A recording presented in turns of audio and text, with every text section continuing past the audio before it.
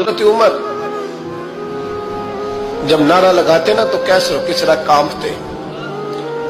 सफीर आते रूम के मिलने के लिए तो कहते जाओ उमर नफल पढ़ रहे हैं, टाइम कोई नहीं। एक दिन अंदर मीटिंग हो रही थी, हजरत उमर मीटिंग में बैठे थे। आपके बेटे मिलने आए अब्दुल्ला इब्ने उमर।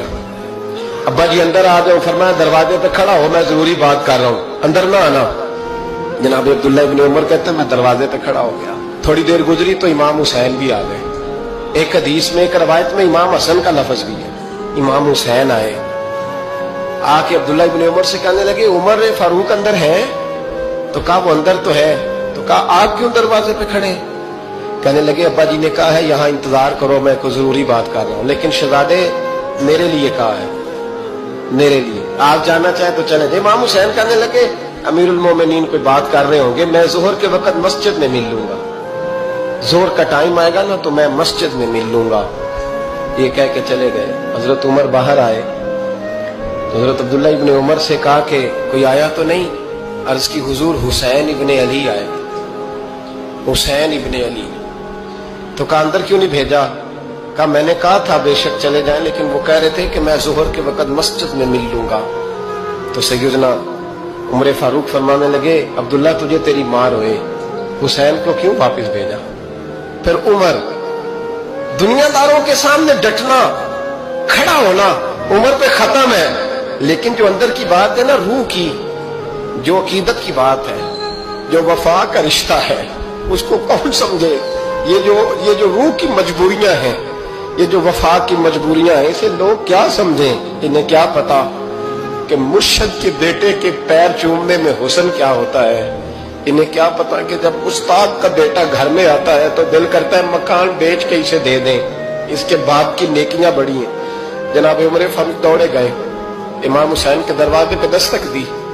इमाम हुसैन बाहर रखा, शहजादे यार मिलने आए थे, बगैर मिले क्यों आ गए?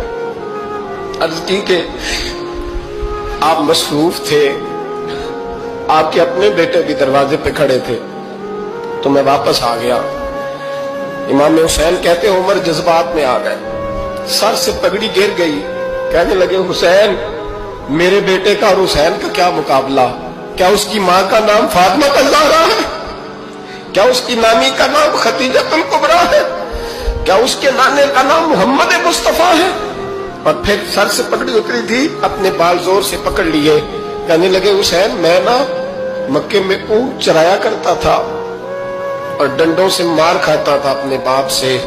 ये जो आज सारी दुनिया में उमर के नारे लगते हैं, ये तेरे नाने का सदका है। शहजादे मेरी वफा और मेरी वफा में जब तेरा दिल करे ना दौड़ के आ जाया कर। उमर तो लोग, एक दिन इमाम हुसैन ने आके ना जनाबे फारूक आजम से कहा, खुतबा दे रहे थे बच्चों की, तभी शुरू में पता नहीं क्या बात आई इमाम हुसैन के दिल में। कहने लगे उमर नीचे उतरो, ये मेरे नाना का मिंबर है। तो हजरत सैयदना उमर सुनो, कभी मेरा भी बच्चा आ जाए तो मैं कहता हूँ इसको पकड़ो यार, बच्चों को तो नहीं ना जुम्मों में मतलब जिक्र किया जाता, उतरना मेरे नाने का मिंबर है। जनाब उमर उतर के नीचे खड़े हो गए। तो कहा जाके अपने नाने के मिंबर पे बैठ। तो हजरत उमर रो पड़े, कहने लगे शहजादे मेरे नाने का मिंबर ही कोई नहीं है ही नहीं, ये मिंबर ये मुसल्ले ये तेरे नाने की शान है, मेरे नाने का कोई मिंबर नहीं, तेरे ही नाने का मिंबर है। थोड़ी देर खड़े रहे तो इमाम हुसैन कहने लगे अच्छा कोई नहीं आपके नाने का मिंबर का नहीं? का चलो फिर मेरे नाने के मिंबर पे बैठ जाओ, चलो खैर है, कोई नहीं आपके नाने का? क्या नहीं? तो कहा कोई नहीं फिर मेरे नाने के। जब हजरत उमर बैठे तो बड़ा शानदार जुमला कहा, फरमाने लगे मैं मिंबर पर मर्जी से नहीं बैठा था, मुझे अबू बकर ने बिठाया था, और फिर हुसैन के कहने पे मैं उतरा हूं, अब मुझे हुसैन ने बिठाया है। अब किसी की जुर्रत है तो उमर को उतार के दिखाए, अब मैं हुसैन का तेरी नस्ल पाक में